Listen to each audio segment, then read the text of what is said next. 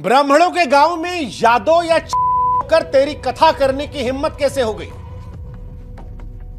यह सवाल मुकुटमणि से नहीं, हर उस इंसान से किया गया जो भक्ति की राह पर जाति की दीवार को लांघने की कोशिश करता है। यह सवाल उस सोच का प्रतीक है जो आज भी इस बात को मानता है कि भगवान जो है वो सिर्फ ऊंची जाति के हैं।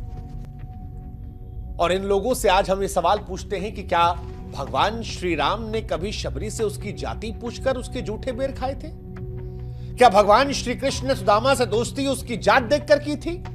और अगर हमारे भगवान भेदभाव नहीं कर रहे थे तो भगवान के नाम पर ये कौन से धर्म के ठेकेदार हैं जो भगवान को बदनाम कर रहे हैं? क्योंकि ये जो घटना है ये इंसानियत को तार तार करने वाली है, धर्म को खोखला बताने वाली है, समाज को भीतर से तोड़ने वाली है।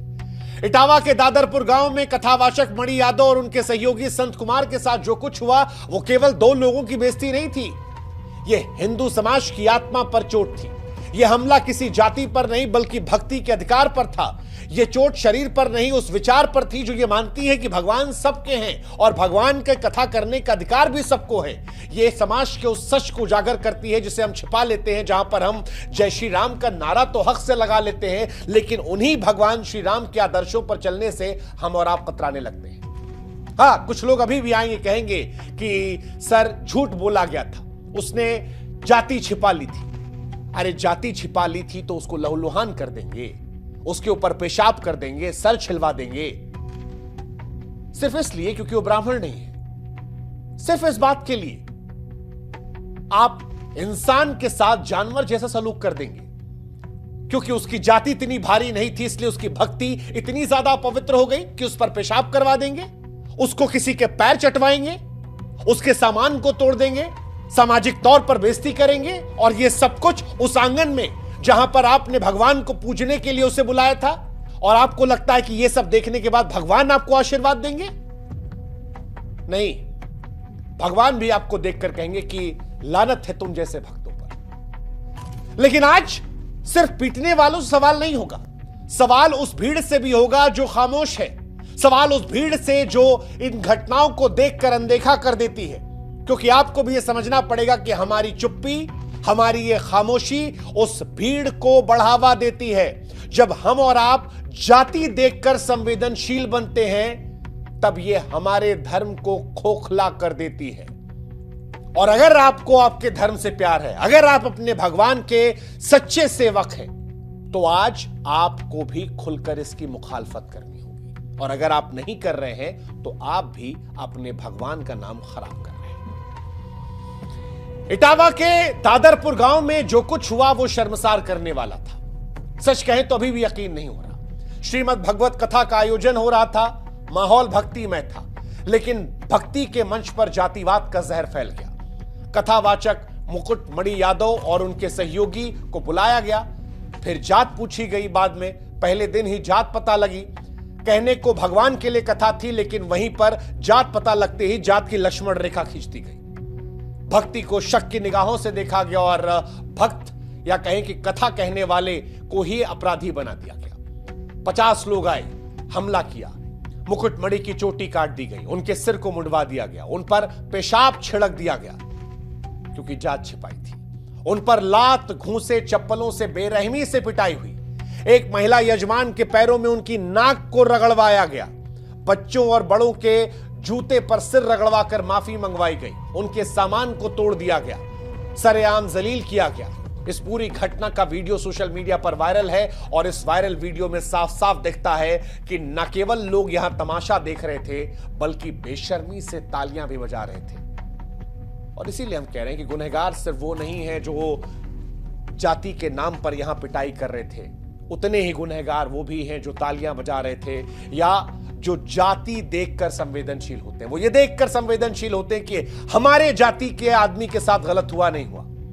और यही एक तरफा संवेदनशीलता आज हमारे धर्म के पतन की बड़ी वजह बन रही है। यही एक तरफा संवेदनशीलता आज हमारे धर्म में बिखराव की वजह बन रही है। और अगर इसे हमने नहीं संभाला तो यकीन मानिए अपने धर्म के सबसे बड़े दुश्मन भी हम और आप ही हो जाएंगे।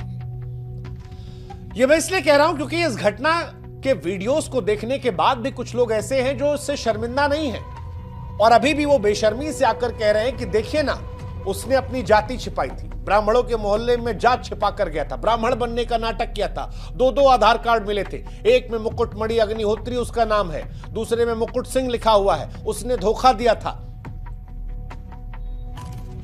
क्या नाम के चलते आप इंसान के साथ जानवरों जैसा व्यवहार करेंगे? और अगर किसी ने झूठ बोला तो उसका जवाब हिंसा है? क्या जाति छुपा लेना इतना बड़ा गुनाह है कि इंसान की गरिमा को मिट्टी में मिला दिया जाए? हालांकि मुकुटमणि ये कहते हैं कि जाति छिपाई नहीं थी, लेकिन फिर भी हम मान लेते हैं कि अगर मान लीजिए छिपाई गई तो भी क्या बर्बरता की पराकाष्ठा को पार कर देंगे? किसी के ऊपर पेशाब करवा देंगे, किसी के सर मुंडवा देंगे, किसी से कहेंगे किसी का पैर चाट लो। यह साफ बताता है कि असली वजह धोखा नहीं थी, यह जातिगत घृणा थी। और यह भी बात याद रखिएगा, अगर किसी कथावाचक को यह महसूस होता है कि उसे अपनी जाति छिपाकर ही मंच मिलेगा, तो सच कहें उसका झूठ असली दोषी नहीं है। असली दोषी वो समाज है जो आज भी धर्म के मंच पर जाति की पहचान मांगता है। अगर समाज में उस व्यक्ति को यह एहसास ना हो कि जात देखकर ही आप बुलाएंगे, तो शायद छिपाने की जरूरत नहीं पड़ती। और अगर आपको लगता है कि छिपाना अपराध था, तो इस देश में कानून है, पुलिस है, आप जाकर शिकायत कर देते। आप कहते कि हमारी धार्मिक भावना को ठेस पहुंचाया गया, हम वहां भी मान लेते, चलिए आपके साथ। लेकिन क्या जाति इतनी बड़ी दीवार बन जाएगी कि भक्ति उसके नीचे दब जाए? और ऐसी भक्ति करने से कौन से भगवान प्रसन्न होंगे, जरा हमको यह भी समझा दीजिएगा। और या जिस दिन आप इस लोक से उस लोक जाइएगा, उस दिन भगवान से पूछ लीजिएगा कि भगवान, ये करने से क्या आप हमसे खुश हुए हैं? ये जो बयान दिया गया कि ब्राह्मण के गांव में यादव या फलाना जात का होकर तेरी हिम्मत कैसी हुई? घृणित है ये शब्द, घृणित है। जातिवाद धर्म को तोड़ रहा है, क्योंकि यह भक्ति को नहीं, जन को तवज्जो देता है। एक कथावाचक की कथा उसकी जाति से आकी जा रही है। जब भगवान के भक्त को अछूत या नीच कहकर अपमानित किया जाता है, तो सच कहें धर्म का असली स्वरूप वहीं मर जाता है। ये वो मानसिकता है जो हिंदू समाज को एकजुट होने से रोकती है। एक तरफ बड़ी बड़ी बातें होती हैं कि इस देश को हिंदू राष्ट्र बनाया जाएगा, और दूसरी तरफ धर्म नहीं, जात पूछी जाती है। जात के नाम पर पेशाब करवाया जाता है, जात के नाम पर दोहरापन दिखाया जाता है। यही धर्म को कमजोर कर रहा है, यही बाहरी ताकतों को आपकी कमजोरी का फायदा उठाने का मौका देता है। आप सोचिए ना, कैसा राष्ट्र है जहां राम की कथा कहने से पहले कथावाचक का वंश पूछा जाता है? यह कैसी एकता है जहां भगवत कथा जैसे पवित्र आयोजन को जाति की गंदी नजर से देखा जाता है? इटावा की घटना जीता जागता सबूत है कि आज भी धर्म से पहले हिसाब लगाया जाता है। वसुदेव कुटुंबकम जैसे सिद्धांत ऐसा लगता है सिर्फ किताबों में बंद है। जमीनी हकीकत यह है कि अगर आप ऊंची जात से नहीं हैं, तो आपकी भक्ति को संदेह के घेरे में देखा जाएगा। जब एक भक्त की भक्ति उसकी जाति से तौली जाती है, तब भगवान की कथा को कुछ लोगों का विशेष अधिकार मान लिया जाता है। तब धर्म का असली चेहरा सामने आता है, और वो चेहरा श्रद्धा का नहीं, सत्ता का, भेदभाव का होता है। और ये वही मानसिकता है जो धर्म को भी कमजोर बनाती है, क्योंकि जो समाज अपने ही लोगों को जाति के नाम पर तोड़ता है, वो किसी मजबूत राष्ट्र की नींव नहीं रख सकता। एकता की बात करने से पहले हमें अपने भीतर की उस दरार को भरना पड़ेगा जिससे जातिवाद हर रोज गहरा हो रहा है, और यह समझना पड़ेगा। इस घटना का वीडियो सोशल मीडिया पर वायरल हुआ, देश भर में हलचल मची है। कई लोग हैं आक्रोश जता रहे हैं, नेता बयान दे रहे हैं, पुलिस कार्रवाई कर रही है, लोग जा रहे हैं कि पुलिस और तेज कार्रवाई करे। कई लोग गिरफ्तार कर लिए गए हैं, कुछ की गिरफ्तारी जारी है। लेकिन सवाल यह है कि क्या गिरफ्तारी से इंसाफ मिल जाएगा? क्या यही न्याय है कि समाज चुप बैठा रहे, देखता रहे और मामला केवल पुलिस कार्रवाई तक सिमट जाए? क्या इस देश के खिलाफ ऊंची जाति के लोग भी सामने आएंगे? क्या इस देश के आम नागरिक भी इस हिंसा को लेकर खुलकर बोलेंगे? क्या इस देश के धार्मिक संगठन भी खुलकर बोलेंगे? और अगर नहीं बोलेंगे तो ऐसी घटनाएं होती रहेंगी, क्योंकि यहां पर चुप्पी सिर्फ मौन नहीं है, एक प्रकार की स्वीकृति है। जब एक वर्ग पर हमला होता और बाकी तटस्थ रहते हैं, तो वो सिर्फ सामाजिक विफलता नहीं बल्कि नैतिक दिवालियापन होता है। यह घटना सिर्फ यादव या दलित समुदाय की नहीं, बल्कि पूरे हिंदू समाज की हार है। यह उस धर्म की हार है जो समरसता का संदेश देता है, लेकिन व्यवहार में भेदभाव को नजरअंदाज करता है। जब तक हम जातिवाद के खिलाफ एकजुट नहीं होंगे, तब तक हर गिरफ्तारी अधूरी न्याय की कहानी कहेगी। यह बड़ी विडंबना है। मैं सच कह रहा हूं, बड़ी विडंबना है, बड़ी पीड़ा हो रही कहते हुए एक कथावाचक पर मूत्र छिड़का गया, सिर मंडवा दिया गया और हमारी भावनाएं आहत नहीं हो रही हैं, होनी चाहिए। जातिवाद के इस गहरे सच ने हमें बताया कि ये हमारा समाज अभी भी कितना खोखला है। धर्म जो एकता और प्रेम का संदेश देता है, उसे कैसे हमने घृणा का अधिकार बना लिया है। हमें इंसान की फिक्र नहीं है, हमें जात की फिक्र है। हमें समानता और सम्मान की फिक्र नहीं है, हमें जात की फिक्र है। इटावा की घटना पूरे समाज के लिए आईना है और ये हमें सच में सोचने पर मजबूर करती है कि यहां से क्या हम एक बार आत्ममंथन करें, ये सोचें कि क्या वाकई में हम राम और कृष्ण के भक्त हैं या अपनी जाति और अहंकार की पूजा कर रहे हैं। क्या हम इतने गिर गए हैं कि एक व्यक्ति की जाति उसी कथा भक्ति से बड़ी हो गई है। सच कहे तो शोक और निंदा से नहीं होगा कुछ, अब कदम उठाना पड़ेगा। कानूनी कार्रवाई पर ध्यान देना होगा कि दोषियों की सिर्फ गिरफ्तारी ना हो बल्कि सजा भी मिले, ताकि संदेश जाए कि जातीय हिंसा बर्दाश्त नहीं। समाज में जागरूकता फैलानी होगी। स्कूल, कॉलेज, पंचायतों में जातीय समानता, मानवाधिकार और धार्मिक सहिष्णुता पर खुले संवाद होने चाहिए। जातिवाद को सिर्फ नीतियों और नारों से नहीं बल्कि सोच से भी हराना होगा। धार्मिक सुधार की भी जरूरत है। हमारे धर्म गुरुओं, कथावाचकों और मंदिरों को जाति से ऊपर उठकर संदेश देना होगा कि धर्म सबका है। भगवत कथा जैसे आयोजन किसी एक जाति का अधिकार नहीं है, यह हर भक्त का अधिकार है।